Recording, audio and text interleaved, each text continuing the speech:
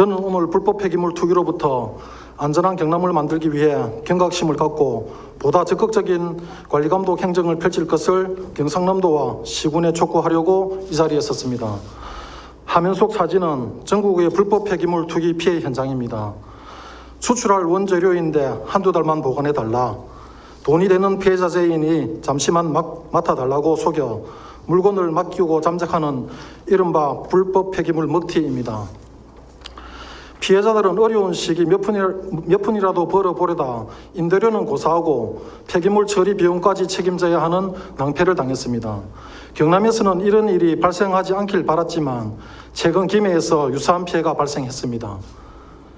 김해의 한 창고 임대업자는 수출할 페인트 원료를 보관해달라는 화물 대행업자의 요청을 받고 창고를 내주었는데 물건을 갖다 놓은 후 연락이 두절됐고 그 후 1년이 흘렀습니다.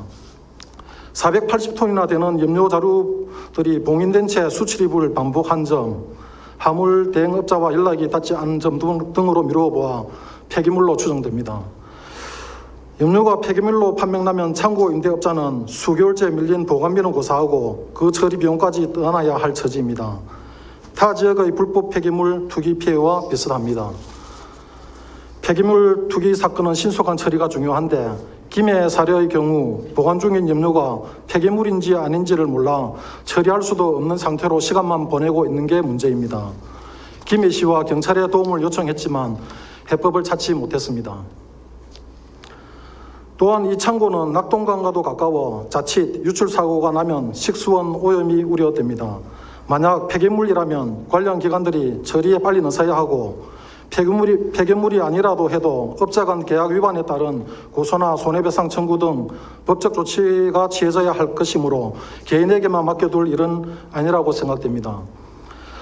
불법 폐기물 투기 방지를 위한 제도와 관리 시스템이 있지만 앞선 피해 사례에서 보듯 허점과 한계를 노출했습니다.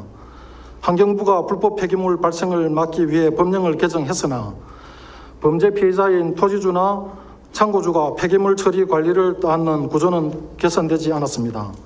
폐기물 처리 과정을 관리하기 위해 도입한 올바로 시스템은 처리업자들이 스스로 정보를 등록하는 체계라 허위 정보를 기재하고 투기 후 잠적하면 토지주나 창고주가 개별적으로 대응하기는 사실상 힘듭니다.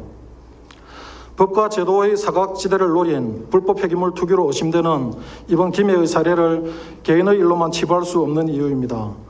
김해시는 물론이고 경상남도도 관심을 갖고 적극적으로 나서야 합니다. 관련 법상 도지사는 시장 군수가 폐기물 발생 억제 책무를 이행하도록 기술적 재정적 지원을 해야 하며 폐기물 처리업 허가 및 허가 취소 권한, 지도와 감독 권한 등을 가지고 있기 때문입니다.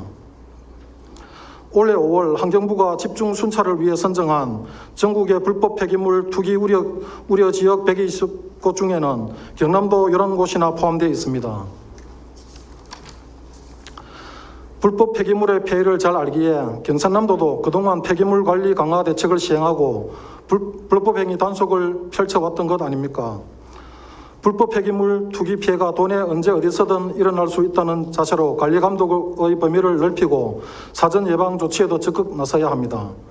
개인적인 문제다, 골치 아프고 귀찮다는 식의 미온적인 태도 대신 지역민의 생명과 권익을 보호해야 할 지자체의 의무를 성실히 수행하는 적극적인 행정을 촉구합니다.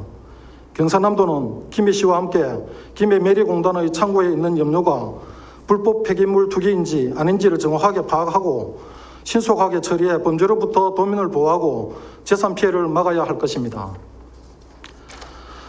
또한 이번 일을 계기로 불법 폐기물 투기 실태를 전수조사하고 강력한 단속과 법적 조치를 취해 도내에서 피해가 발생하지 않도록 선제 대응해야 합니다.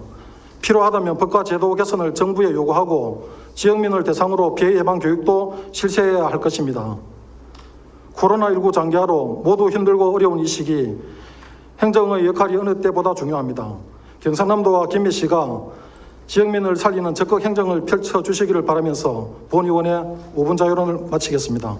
감사합니다.